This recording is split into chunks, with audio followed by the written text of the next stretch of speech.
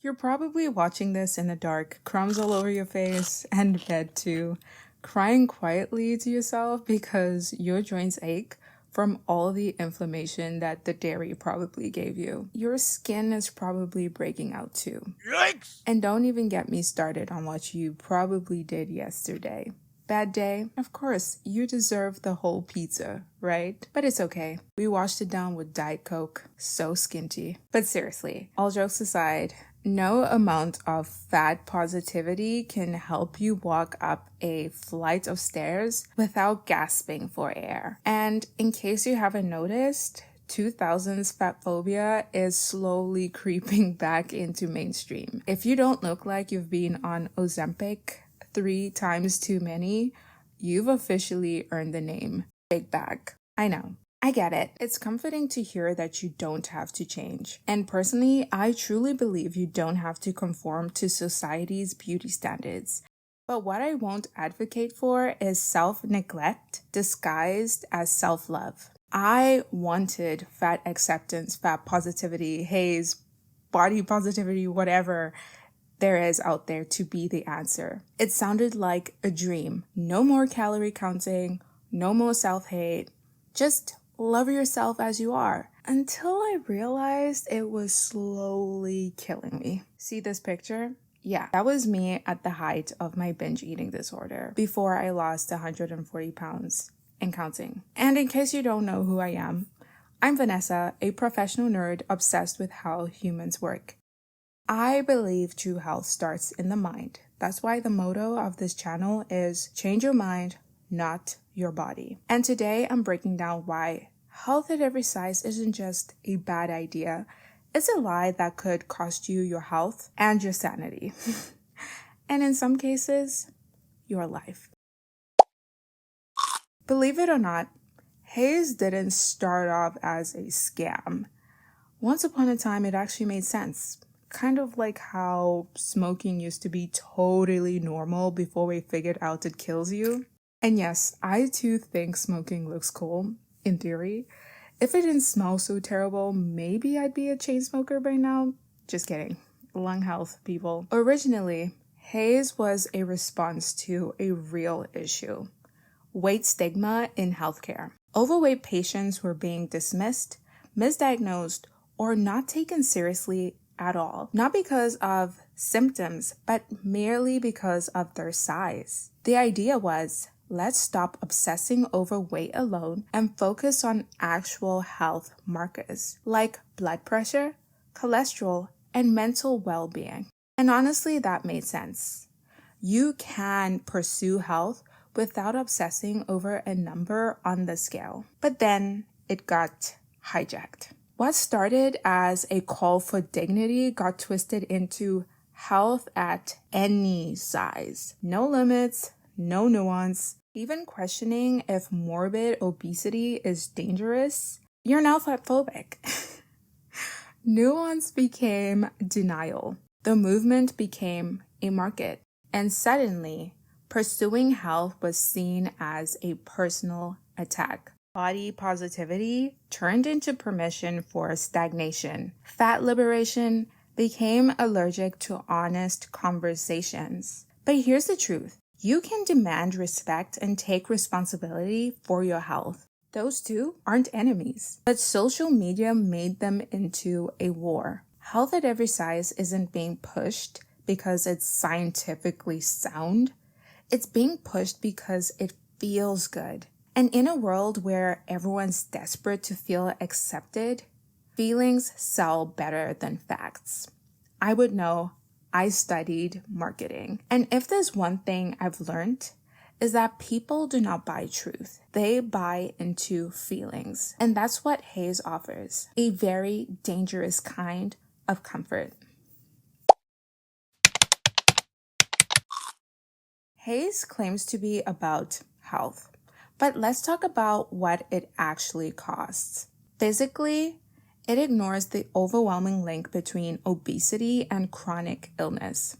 Diabetes, hypertension, PCOS, infertility, joint degeneration, and the list could go on. These aren't internet conspiracies. They're medical facts. We've seen beloved fat positive influencers lose their lives because they couldn't stop eating. They were told, "You're perfect as you are," until their bodies said otherwise. Mentally, HAES tells you that wanting more for yourself is betrayal, that discipline is toxic, that striving for health is internalized fatphobia. And I talked about this in my last video, why being skinny makes you the villain.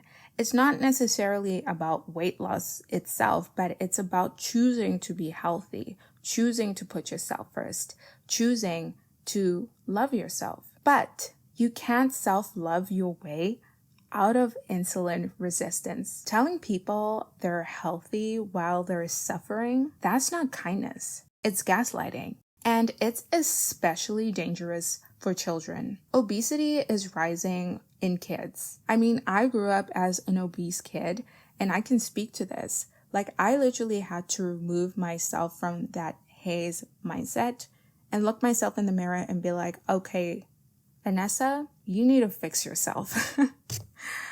So, why is this movement still growing? Well, it's because our culture punishes people who choose discipline. Being a fit girl or a buff guy is cringe now. Being healthy is cringe now.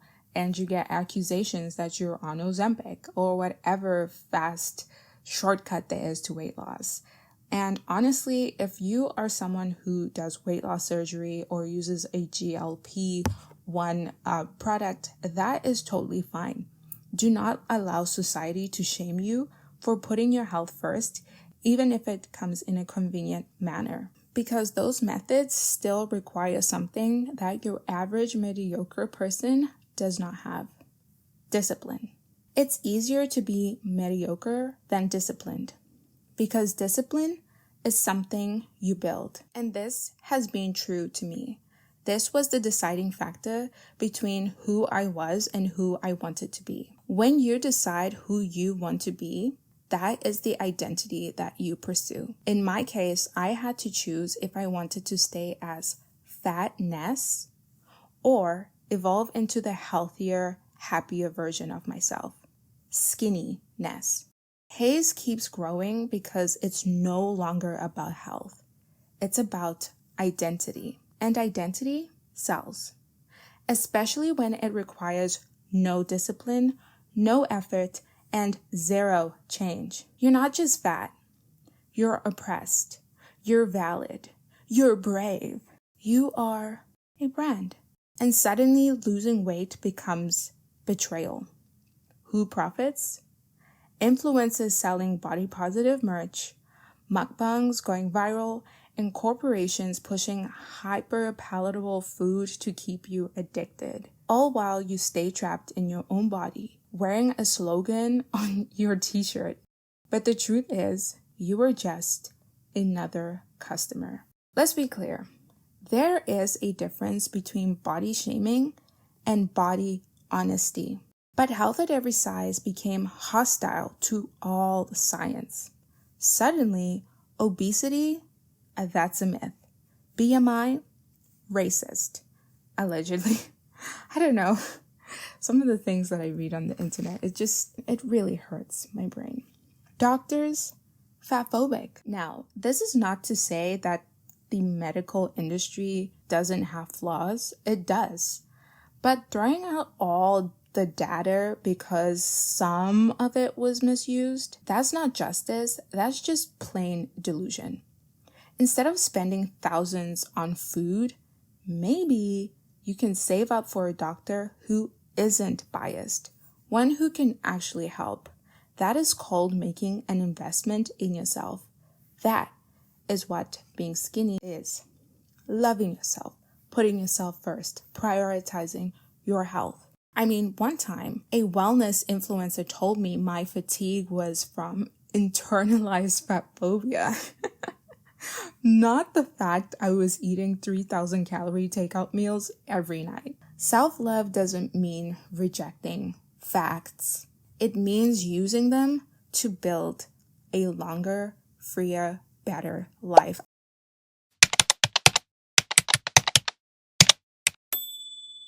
So here's what they don't tell you. Self-love isn't always soft. Sometimes it's savage. It's tough. It's truth. It's accountability. Real self-love isn't indulging every craving or avoiding the mirror. It's showing up even when it's uncomfortable. It's giving yourself what you need, not what you want in the moment.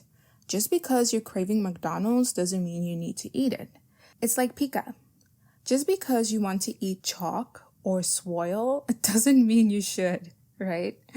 Loving yourself isn't about staying the same. It's about believing you deserve more. Choosing to be healthy is self-respect. Boundaries with yourself are not oppression, they are protection. You deserve to feel strong, energized, and at peace in your own skin without forcing society to accept you. And there's zero empowerment in pretending that suffering is okay just because you've accepted it. And I talk about my personal story in the second video on this channel about how I lost weight and how the shift happened after I had literally cracked my ankle from just being way too obese. Like I couldn't carry myself, and just a trip ended up injuring me so badly whereas if I were a lighter weight, I would have just been able to trip, stand up and walk it off. And when that happened to me, when I finally realized that I just had let myself go so badly, I thought this isn't what love feels like. Self-love wasn't saying I'm fine like this. It was saying I deserve better than this. And I am not here to shame you. This channel is all about helping you see the skinny side of things. I'm here to free you because the truth shall set you free. Skinny isn't just a look. It's a mindset. It's the belief that your body wants to be healthy and that you deserve to feel clear, strong, and light, not just physically, mentally, emotionally, and spiritually. HAES told you to stay the same. I'm here to tell you, you're allowed to evolve. You're allowed to want more. You're allowed to change. And you're allowed to feel proud of that. So the next time someone says, just love yourself as you are, you're fine, it's okay. You're pretty for a fat girl. Remember, sometimes the most radical form of self-love is transformation. After all, a caterpillar doesn't know what it's capable of until it steps into the cocoon and becomes a butterfly. So if you're on this journey too, welcome. And if this video made you uncomfortable, good. That means you are ready. Remember, it's not just about being skinny. It's about being skinny.